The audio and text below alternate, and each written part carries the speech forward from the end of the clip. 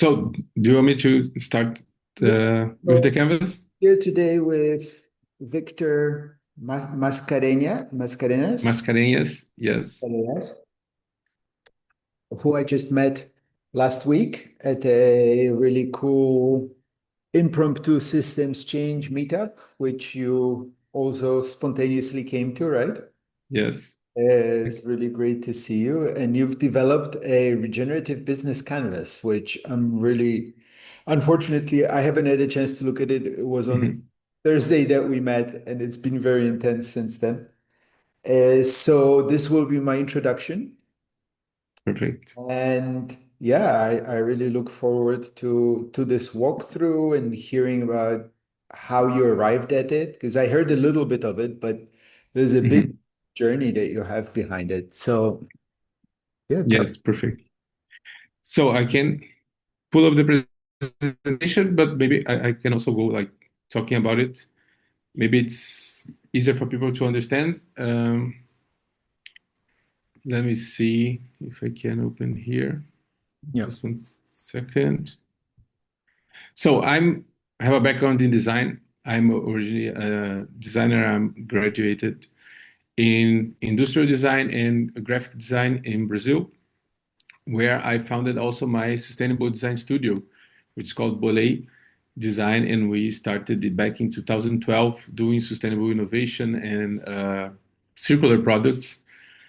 But back then, in that time, I had this vision properly that circularity was not enough. Like we are not like if we die we are not reborn, right? Like it's really hard to find in nature those closed loops that we envision in circularity when we think of circularity, like something that becomes one and then goes back to being like this raw material.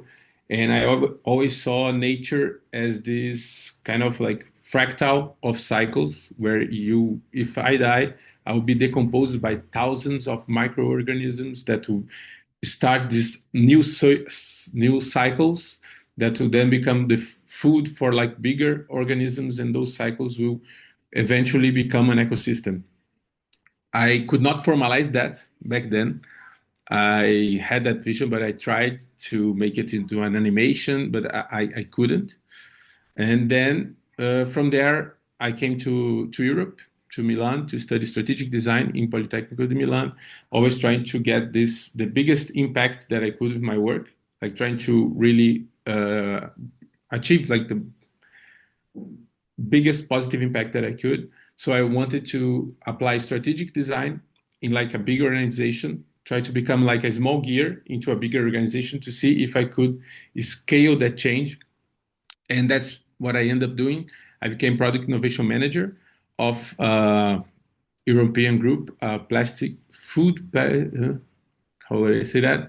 Like packaging manufacturer, but like plastic food packaging manufacturer that was all over Europe. So I coordinated projects of innovation and design in all different countries, from UK, France, to even here in Portugal.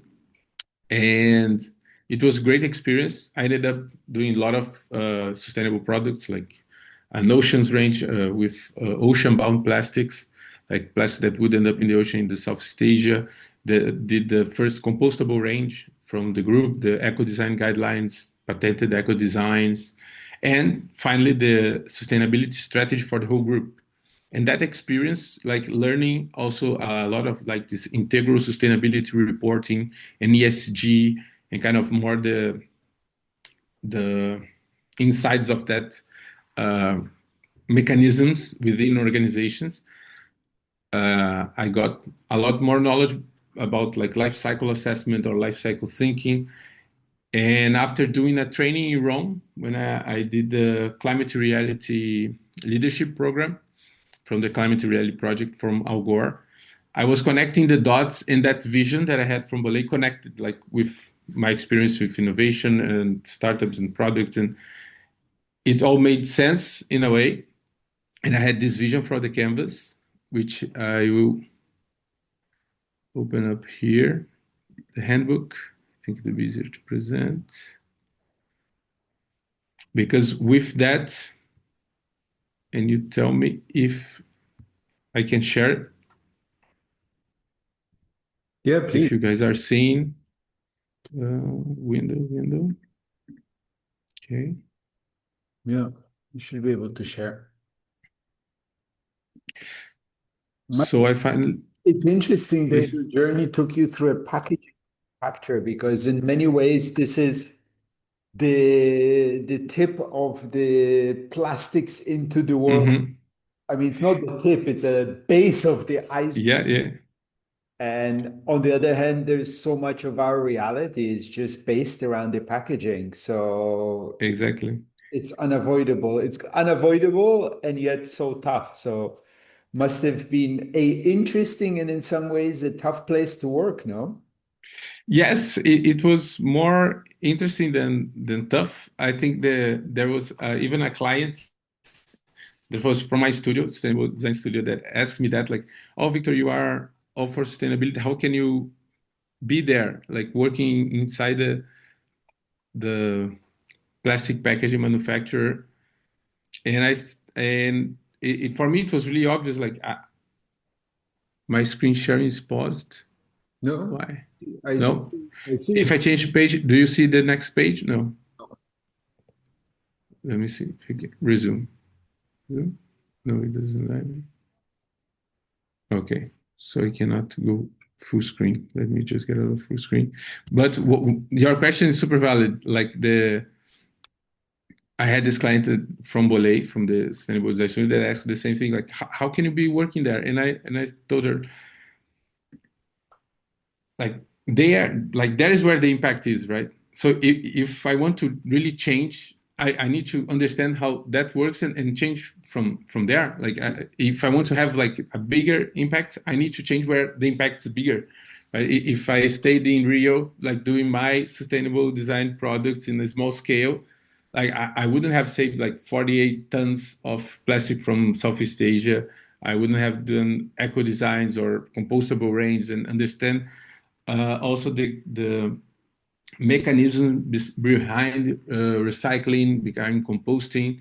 Like, it was really a big school for me in that sense. Like, I even went to the uh, I won't remember, but like Plastic Recyclers Europe meeting, like a meeting from the companies in Belgium, like to help in some or to give thoughts over like recyclability guidelines and all that. So it was really a learning journey, and also like a huge impactful journey. But that's what I learned there is exactly what I bring in the canvas to help any organization. That's why also it's not called like the regenerative business canvas, like the business model canvas. It's about giving a tool for any organization to be able to become regenerative, or to bring that regenerative thought within it. So this is actually the book I'm going through here. So this is the doodle that I did, the Regeneration Organization Canvas. Like, when I had that vision, like everything connected, I said, okay, so that's what would make sense, and how can we translate that into something useful? The traditional business model canvas by Strategizer, I really loved it. I love it. I always, like, I used professionally, like in many instances, even in my studio, but also like in the Google News Initiative Startups Lab in Brazil, which I coordinated. And I first started changing it exactly here. Like, I thought that was lacking a vision. When working with strategy, we always need a vision, like a long-term vision. It's something that I always bring. And working with foresight, it's exactly where you are going to envision like even possible scenarios. And if we want to be regenerative, we need not any scenario, but a regenerative vision for our organization, right? Like, how can we generate that positive impact? So that needs to be embedded within the organization from the beginning. That's the first change. The second is people, which I added here in key resources, because I think people are not resources. We need to view people as people, and then we can work from there. Then I added the life cycle thinking, or this whole supply chain thinking, or double materiality, however we want to call it. But basically eliminating externalities, right? Like we need to understand what comes before our organization and what comes after, because we do not exist in a vacuum. And from there, we can put our whole context in the world. So this is the canvas, the whole thing. In the middle, we have the organization. So suppliers and partners and customer segments, which are parts of the original business model canvas that are embedded within the organization. I took it like outside because they are actually outside, right? We have the organization here in the middle. Then on top of it, we have the organization's impact. So the social impacts in one side here connected with the people, right? And the environmental impacts right here in the right part, also more connected with channels and the things that go outside. And here in the center, in the core, we have the regenerative vision and the value proposition as one, right? Like they need to be interconnected. And we have the inflows and the outflows, or the upstream and downstream, or cradle to gate, gate to end of life, depending on the sustainability school of thought there.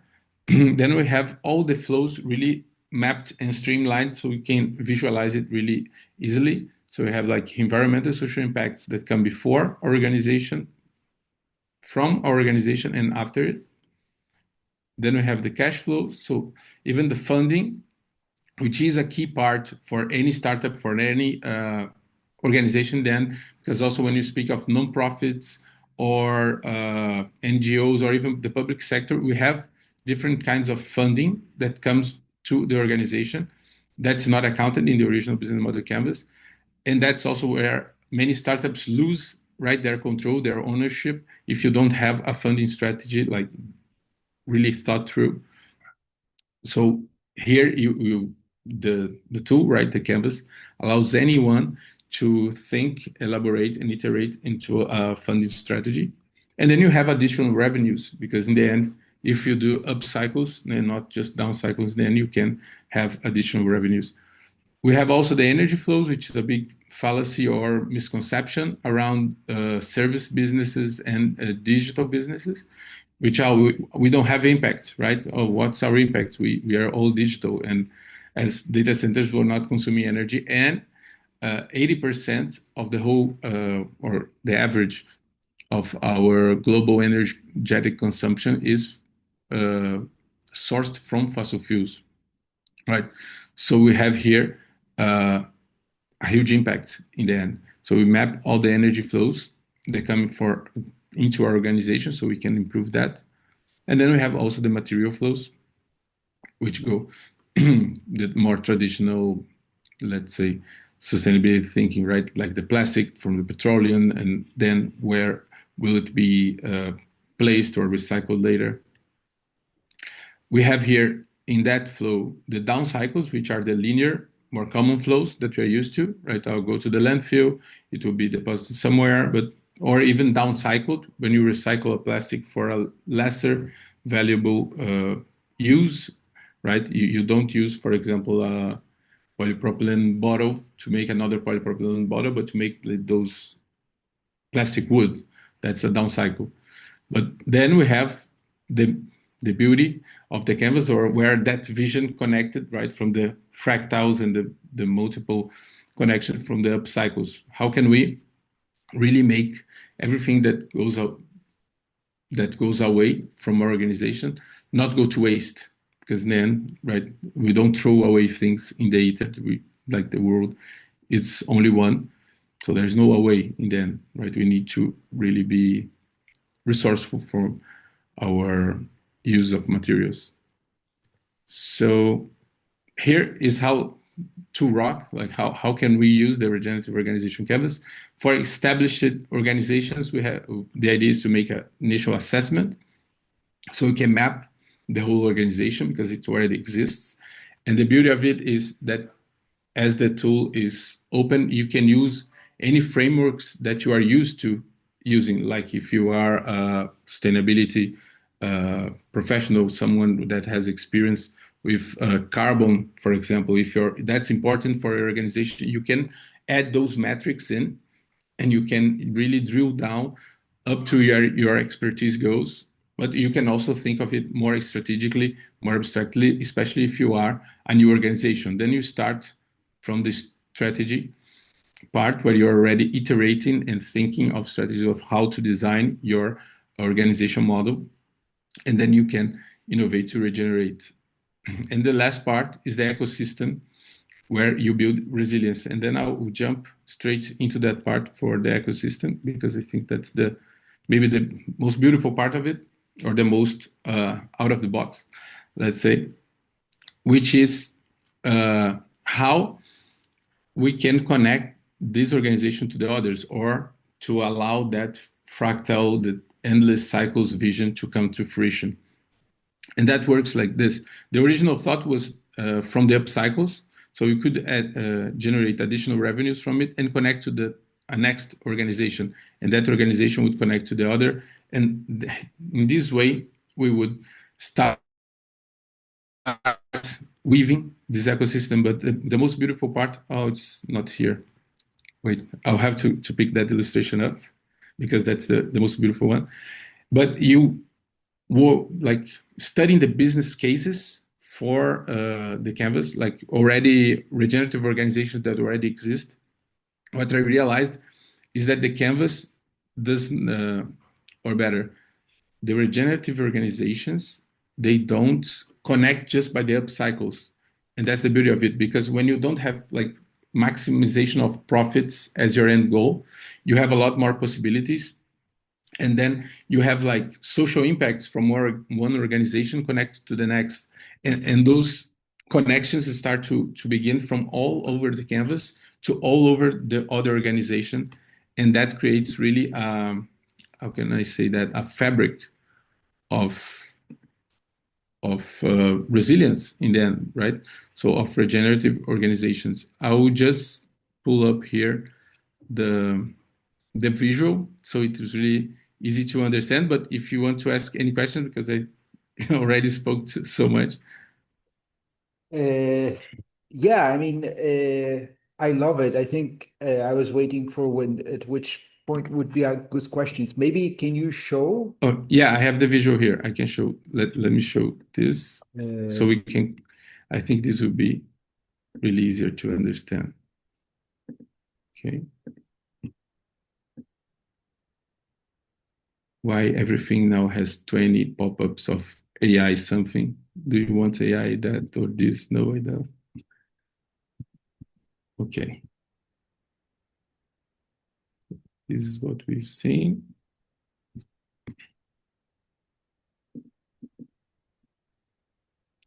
And here it is. So analyzing the like already existing regenerative organizations, what I come to realize is that what I had thought just from the upstreams, that's one flow that happens, but I've seen many others, like from the social impacts from one organization that becomes maybe like a workforce for the other, or what I've seen in indigenous uh, farming organization from the US.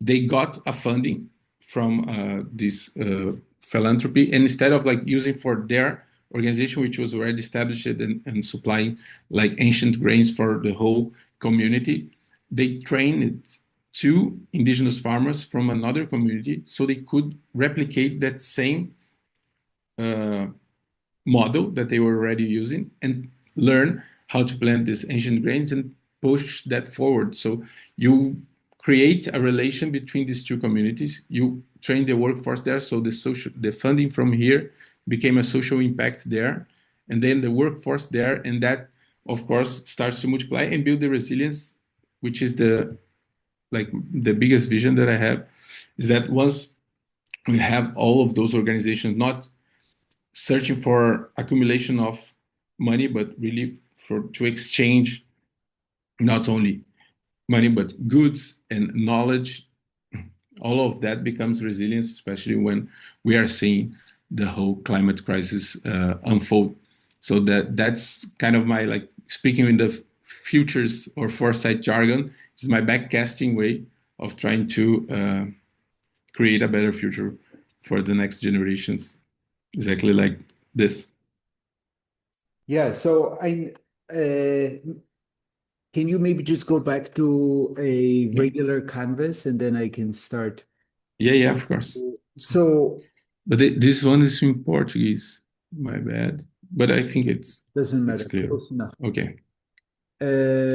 So okay. First of all, I think it's amazing work. Congratulations. I Thank you. think also it's quite complex. Hmm. So I'm not saying it doesn't need to be, but I think Hmm. really need to break this up and present it to people as a journey of how they fill it in. Because already the business model canvas or the startup canvas is very complicated and hard to get a grasp on, and this adds more layers. Hmm. So anybody who would look at this that wasn't some kind of a geek engineer, their brain would just seize up and say, okay, I will not do this, I'll do it another time.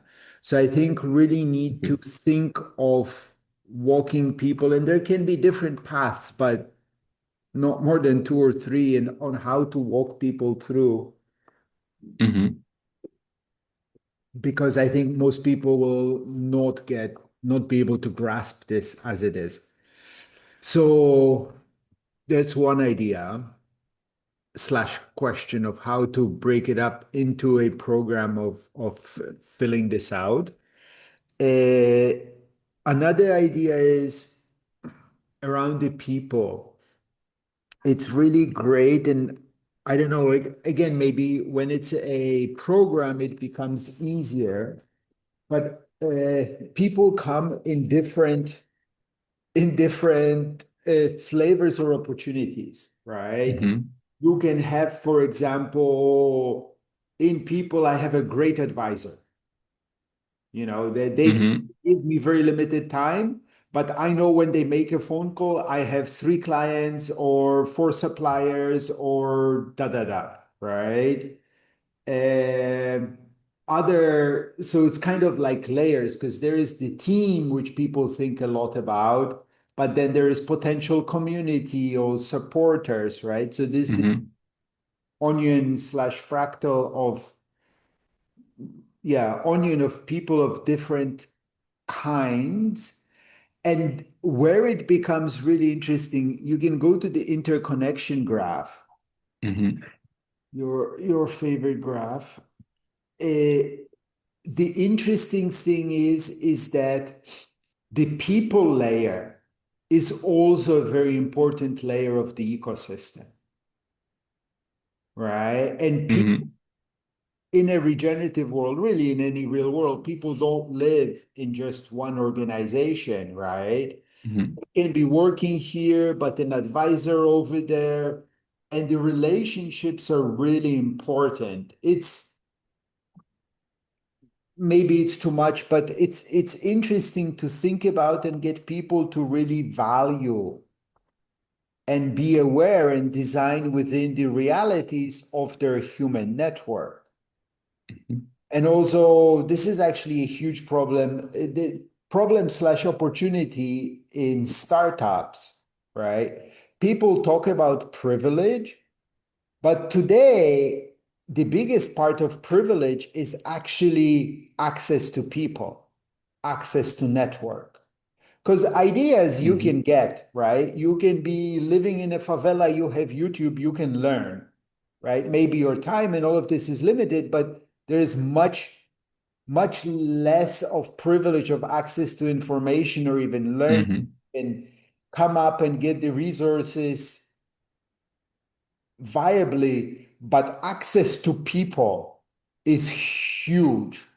It's a huge, Yeah. silent, invisible roadblock, uh, or a huge advantage, depending on the people that you have. And it doesn't Hmm. have to be people of privilege and power. If you have a healthy community, that can also be a huge value for your regenerative business, right?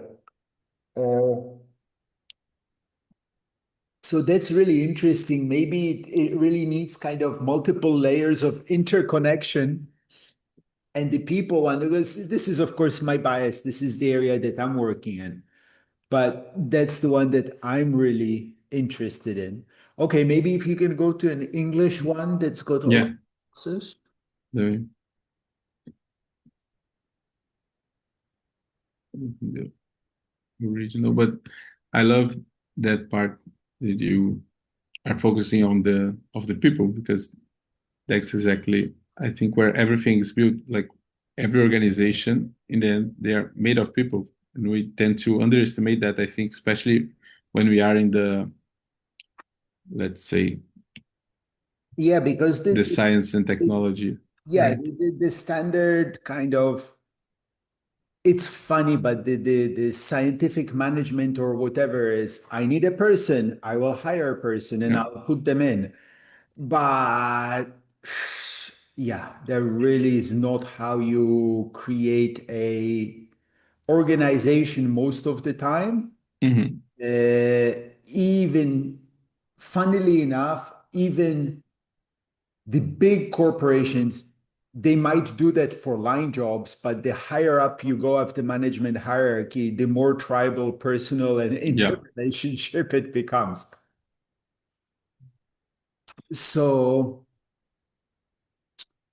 customer segments. I don't know what's upcycles, downcycles. So here is exactly more related to the materials. So if you think of the down cycle is the linear economy, right? So you have, let's say, I am a packaging manufacturer.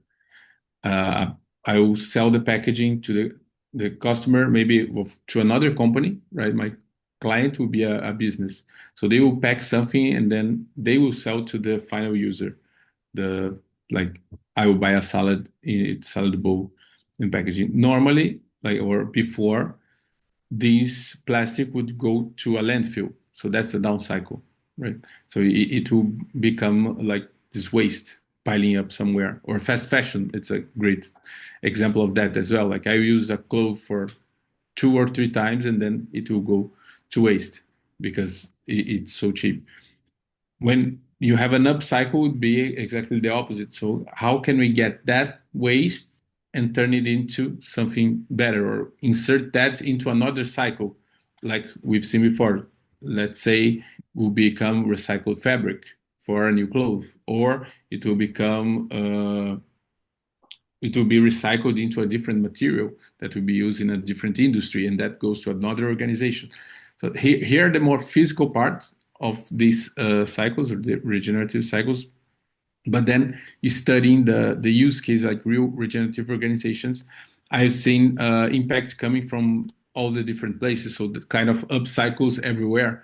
An example I gave of the indigenous farmer, but let's think of Ecosia, for example, right? It's like the regenerative Google, in my opinion. They are not only not for profit, they have all of the transparency for replanting trees or reforesting with native and indigenous species, like not monoculture. So they have a huge environmental impact from their revenue. But beyond that, like if they were like just circular, they could say, "Oh no, we'll just offset our emissions, right?" And then we are okay, we are sustainable, we are circular. But as they have this positive impact mindset, the regenerative mindset, in my view, they have also installed the energy generation, like solar panels that generate twice as much as they consume.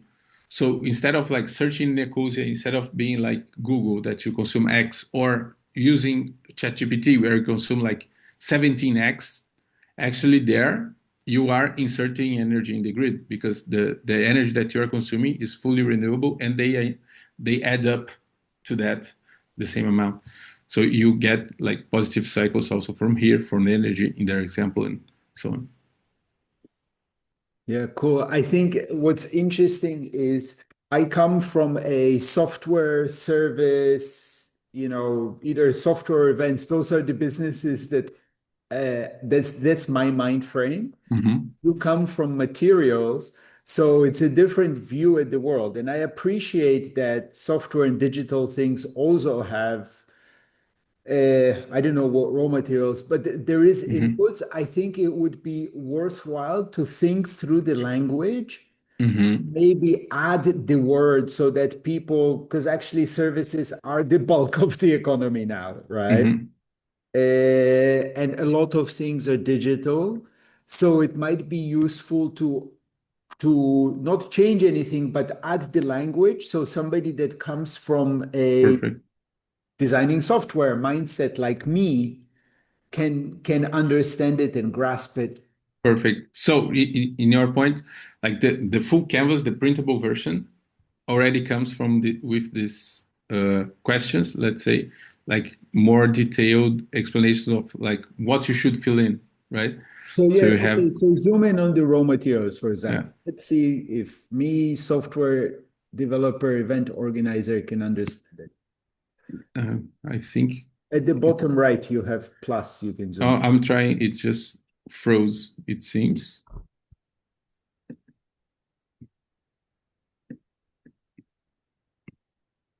I'll have to close it and reopen. Okay. I think it's not a Zoom problem, it's the Acrobat problem.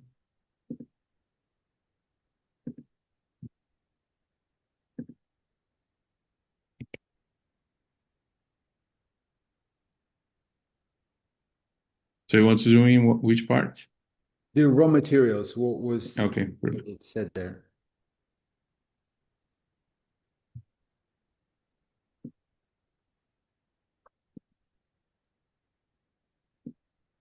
So here, raw materials, let's go.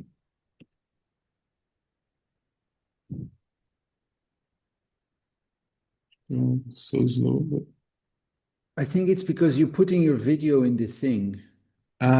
is it That's probably that requires much more. content on? Cool, perfect. Those two. Is my video on the thing again? No, Yes, I see your screen. Oh, now I don't see it. no, I Maybe think it. just read it then. Yeah, no, or I can. Yeah, I think it's really an Acrobat problem. But okay, in the raw material, what I have is what are the main materials we consume or process? Do they come directly to us or through partners and suppliers? What about our water consumption? Are there any critical materials that at risk on our supply chain? So that's also something really important to understand. Also, the variables around those critical materials, energy, water consumption, and not think also only of materials as yeah, like rocks or solids, right? Like you have methane gas So, or whatever it so is. as an event organizer, as a software builder, I don't know. Mhm. I wouldn't know what to fill in there. Mhm. Let's say if you're organizing an event, you have food coming for your event, right? So that that could be something like your suppliers might not be, I don't know, somebody that produces Yeah, something solid, but there is you food have suppliers. What about the digital service? digital service, the same thing. They would go into the, let's say, the raw materials, maybe you wouldn't have, but you would have them on the supplier's part. It would be a lot easier to explain with the canvas. Let's see if I can share it now.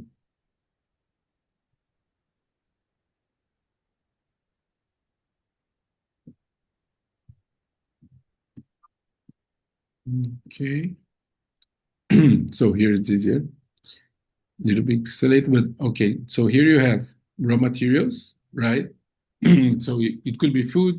If it's digital, you would have energy for sure. But if you think of data centers, they have, it's not that easy to track where the data centers that you are using through your services are, but they have also a lot of raw materials that they consume. But it's easier to think of these parts, suppliers and partners. So which are your services, right?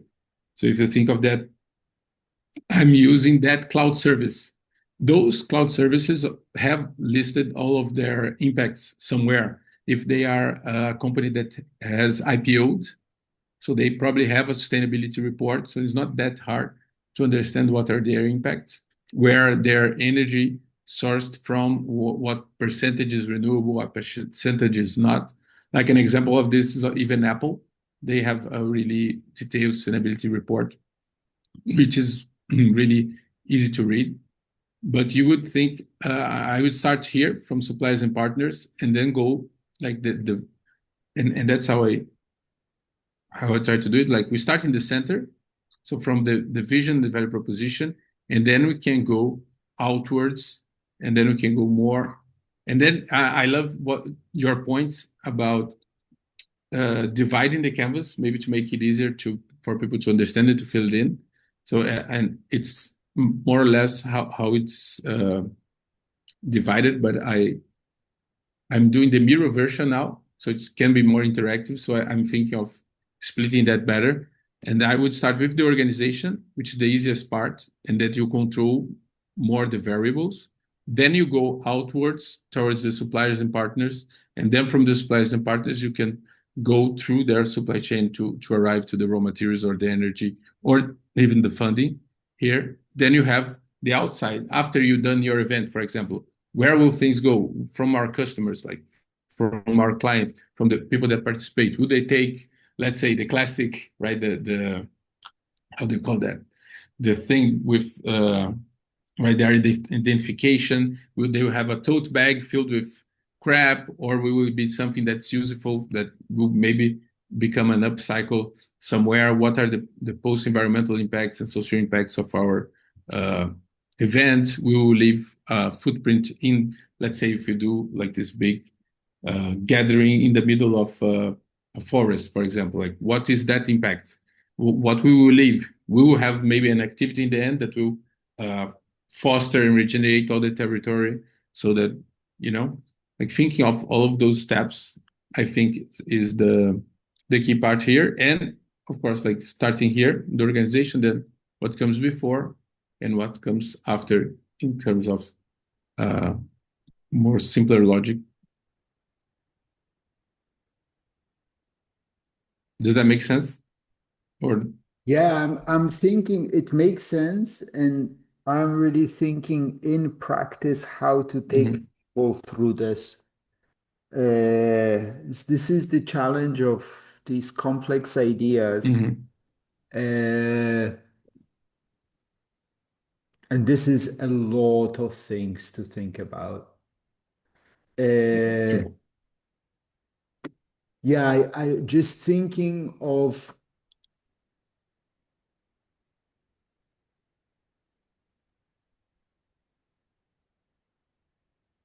in out.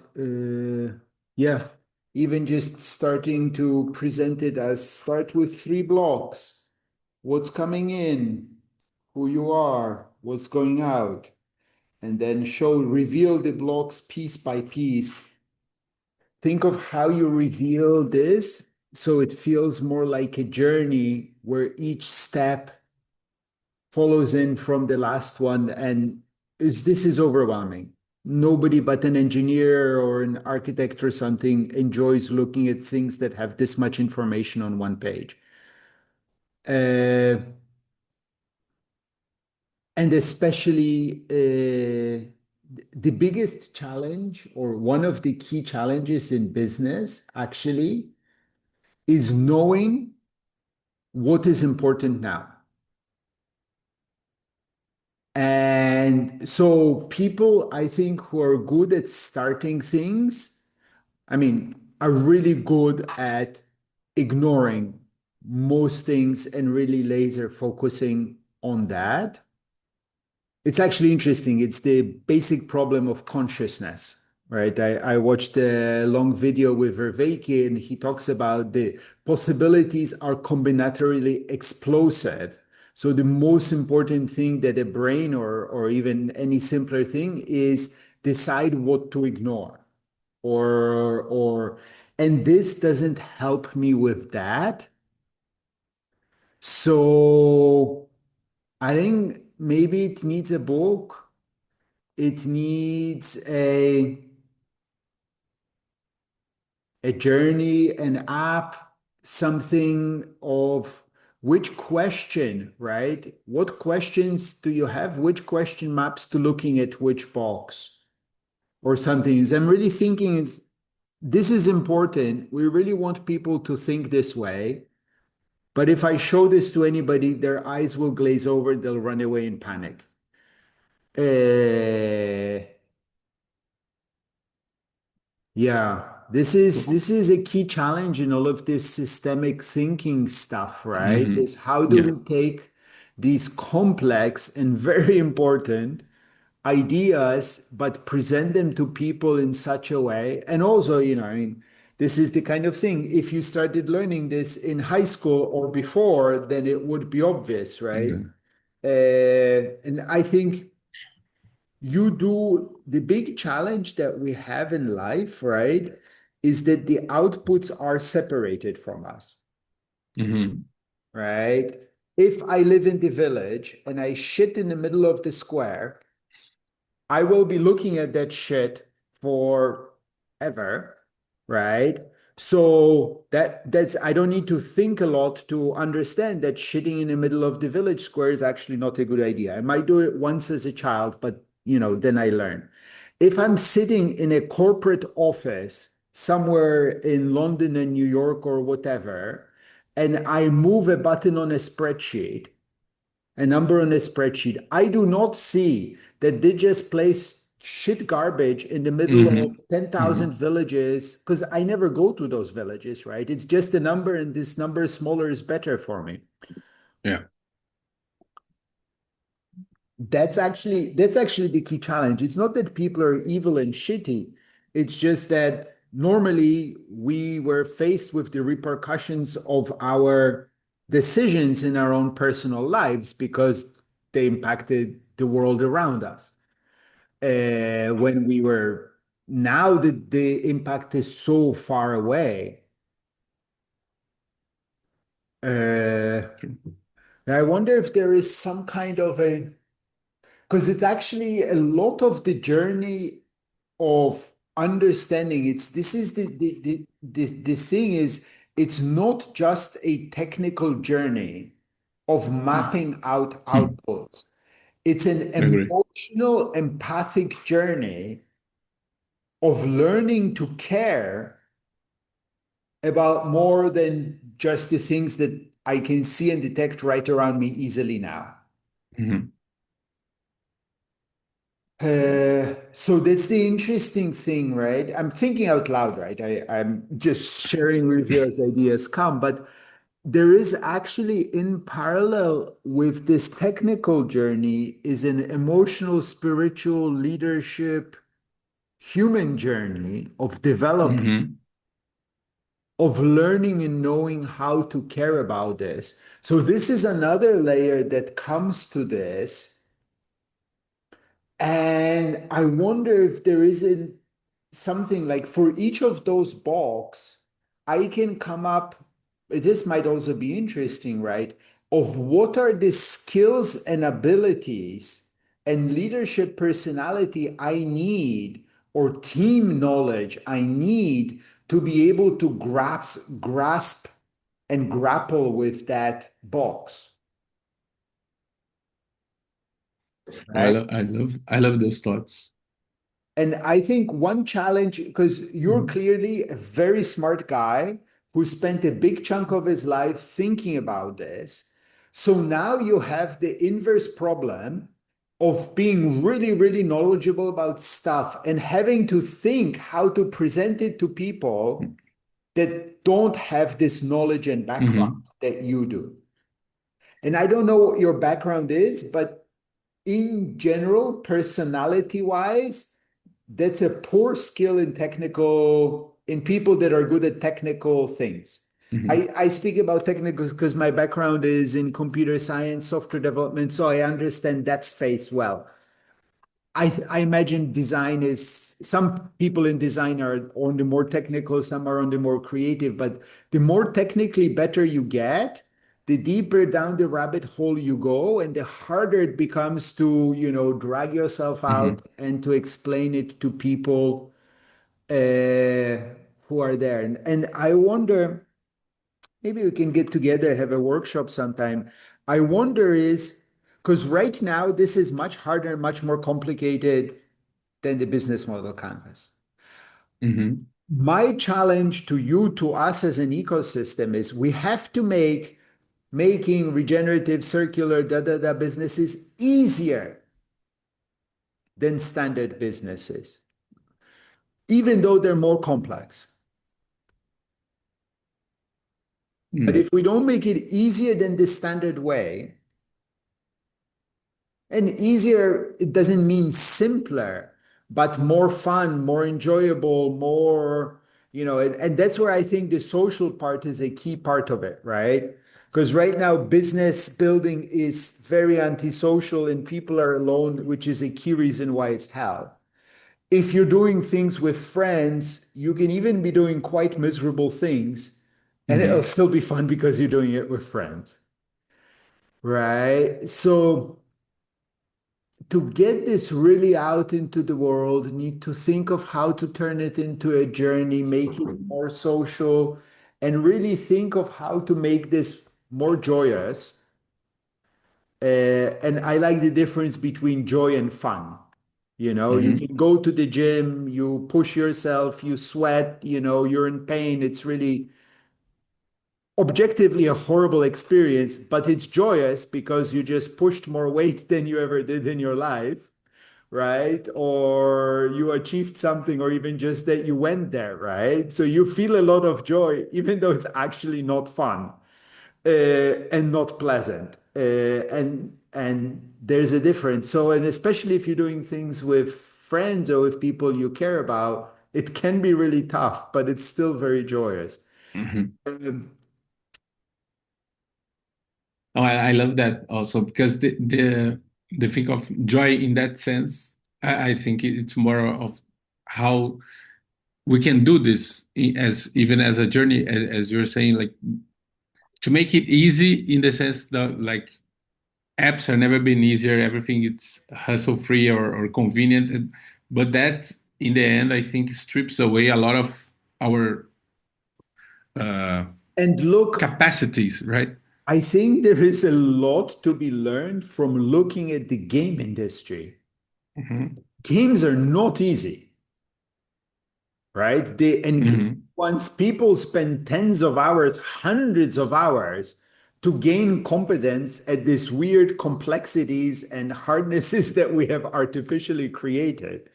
But because they're designed in such a way that they keep you in flow, that they keep you engaged, all of this, people spend probably what is Yeah. a billion human hours a year in computer games, Hmm. things which are really not easy and a lot of which are not easy are quite hard, but they are designed to give joy, the social aspect and all of this. So I think I love your ideas, and I think to where we're coming to, the presentation needs to go beyond just this canvas model. Yeah, yeah.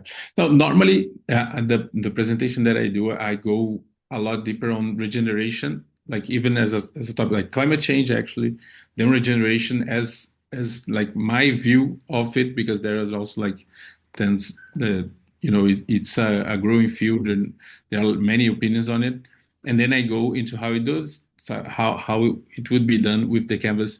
But to your points, I think that's really insightful for me, especially because I think here in the center of the canvas, it's where the that gold is, right? Like where the we can really make it not only acknowledgeable, but like really easy to relate, or not easy in that sense, like really hard for a lot of people to grasp like what is a regenerative vision. I think that's a main paradigm shift that we need to achieve even before even speaking about the canvas, because if we think of Donella Meadows, right, the And it 12 levers of systems change, like the main one is the paradigm shift. We need to understand things differently so we can actually do this. Otherwise if you think as an I don't know Wall Street person like this, they would just like ignore most of this because it doesn't make sense to the logic of maximizing profit.